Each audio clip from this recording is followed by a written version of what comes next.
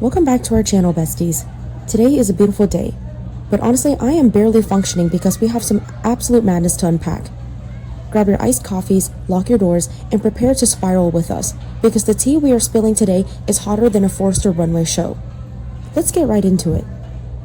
You guys, I am deceased. I am literally shaking. Stop what you are doing right now because we need to talk about this now. I am filming this while I'm literally running errands, holding my phone in one hand and my steering wheel in the other. Kidding, I'm parked, I promise, but my heart rate is basically at marathon levels. Okay, so if you watched today's episode of The Bold and the Beautiful, you already know.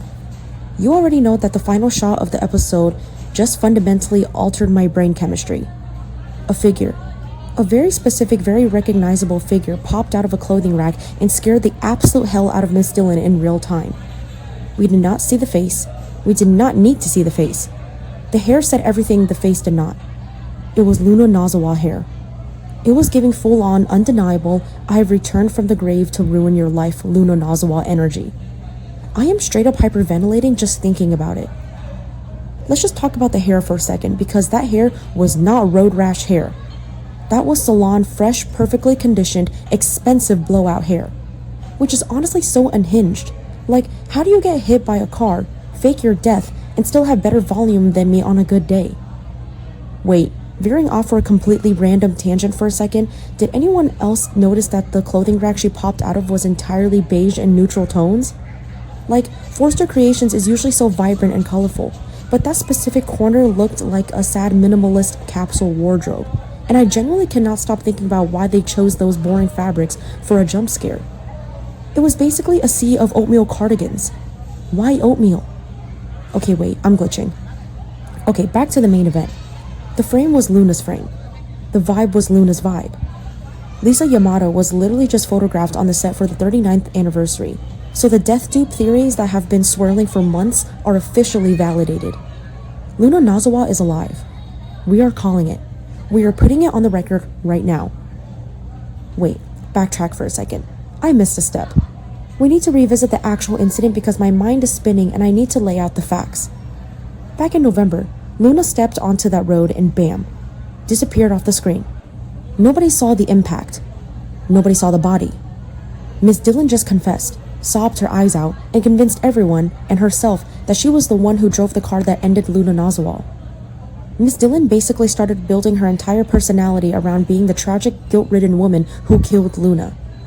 5 months of guilt. 5 months of lies. 5 months of Miss Dillon slowly, agonizingly convincing herself that she could live with what she did. And then, today, a head of hair pops out of a rack of oatmeal cardigans and completely undoes every single minute of that trauma healing.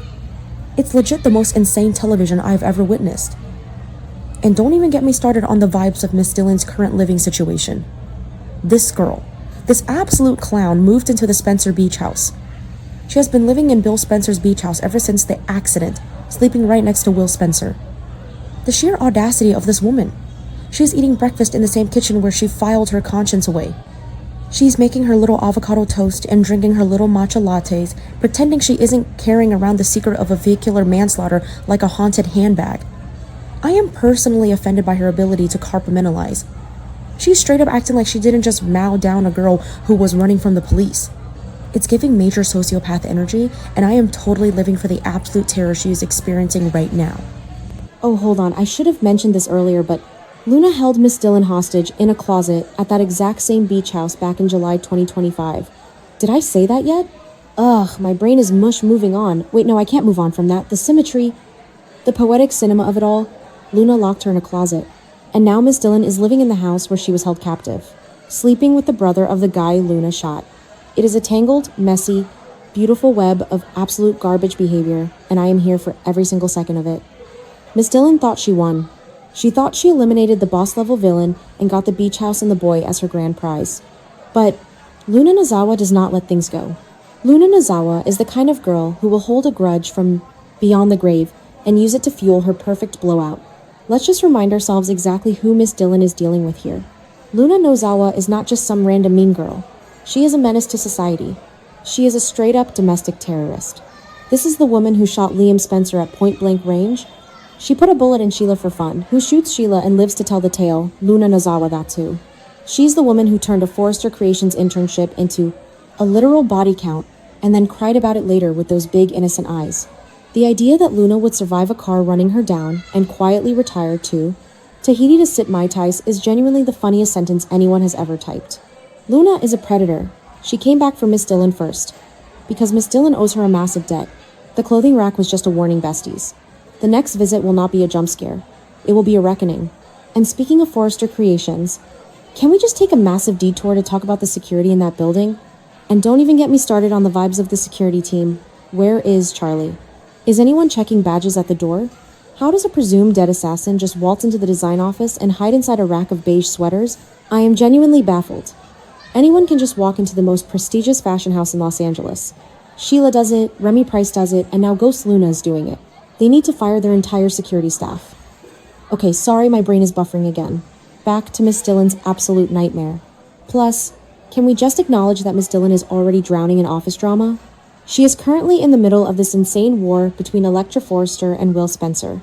Ivy Forrester is breathing down her neck, manipulating everyone, and basically trying to ruin Miss Dillon's life. Because Ivy is toxic and bored. Electra hates her guts. Will is frustrated. Miss Dillon is basically hanging on by a thread professionally and personally. And now she has a resurrected murderer stalking her at work. I am legit cackling at how terrible her life is right now. She thought her biggest problem was Ivy Forrester giving her the side eye in the break room. Surprise, girl. Your biggest problem is the girl you ran over in November. So here's where the speculation gets absolutely feral. Where has Luna Nozawa been hiding? And who has been hiding her? Because Luna Nozawa is not the kind of woman who survives a preface, hit and run, and hides in a Motel 6 off the interstate for 5 months. No, she needs a roof. She needs a fake death certificate. She needs someone willing to keep their mouth shut and probably fund her salon trips. Our money is on Remy Price. Hear us out, because this theory is legit foolproof. Remy has had this creepy, intense obsession with Electra Forrester that has been bordering on Luna coded for months. He is exactly the kind of man who would see Luna Nozawa as a kindred spirit. They are both manipulative, they are both unhinged, and they both love a good underground scheme. Remy Price is straight up the poster child for toxic enablers. He would absolutely offer Luna a couch or a luxury penthouse in exchange for her telling him he is special and smart. Luna would take that deal in a heartbeat. Remy would believe he was the one in control of the situation. He would think he's the mastermind pulling the strings, keeping the deadly Luna Nozawa as his little secret pet project. But Luna would just let him believe it. She would play him like a fiddle while she orders room service on his credit card and plots her revenge against Miss Dillon. They are a match made in villain heaven. I'm calling it. The villain arc is about to go nuclear with these two teaming up. It is going to be a bloodbath of secrets and lies. I just keep going back to the hair though. Like, what kind of conditioner is she using? Is Remy buying her Olaplex? Because if I was in hiding from the law and presumed dead, my split ends would be atrocious. I would be wearing a messy bun 24/7. But Luna's out here doing full blowouts to pop out of clothing racks. It's the dedication to the aesthetic for me. If you are going to terrorize the woman who ran you over, you might as well have incredible volume while doing it. Wait, I'm glitching. Okay, getting back to the main event. The point is, someone has been taking care of her. Someone has been keeping the secret. And whoever it is, they are about to unleash a monster back onto the canvas of Los Angeles, and nobody is prepared. Miss Dillon is going to crack. She is already cracking. The guilt has been rotting her from the inside out for 5 months. You can see it in her eyes every time she looks at Will. The shame is already eating her alive. And now she knows the ghost is real. The first time Luna Nozawa actually steps out of the shadows and lets Miss Dillon see her face, not just her hair, but her actual smirking face, Miss Dillon is going to fall apart in a way that takes Bill Spencer's entire household down with her. She is not going to be able to hold it together. She is going to spiral, she is going to confess, or she is going to lose her absolute mind. And I, for one, will be sitting on my couch with a giant bowl of popcorn watching it happen. The Spencer Beach house is legit going to be the location of the reckoning. It has to be. The writers love symmetry too much to pass this up. Luna held Miss Dillon hostage there once. Luna will end up there again. Can you picture it? A dark and stormy night. Will is out doing whatever Will does. Miss Dillon is alone in the beach house. The sliding glass door is unlocked, because these people never lock their doors, which is honestly so unhinged. Like you live in a city with serial killers and Sheila lock your deadbolts. And in walks Luna. When Luna walks back into that beach house with intent, every single secret Miss Dillon has been keeping is going to come out at once. It is going to be explosive. Manifesting a total dumpster fire by the next update, besties. I am putting it out into the universe. Liam Spencer survived a bullet. Sheila survived a bullet. But Miss Dillon is the one who is not going to survive Luna Nozawa coming back for her. And I don't mean that Luna is going to pull a trigger. No, Luna doesn't even need a gun this time. Miss Dillon is going to destroy herself. She will not be able to live with what she has been carrying for 5 months, combined with the sheer terror of Luna stalking her. The truth is going to do what the car could not. It is going to break Miss Dillon permanently. And honestly, I kind of feel bad for her, but also, I am totally living for the drama. She brought this on herself when she decided to lie. So to wrap up this absolute spiral of a rant, Luna Nozawa is alive. The death dupe is real. Miss Dillon should be absolutely terrified.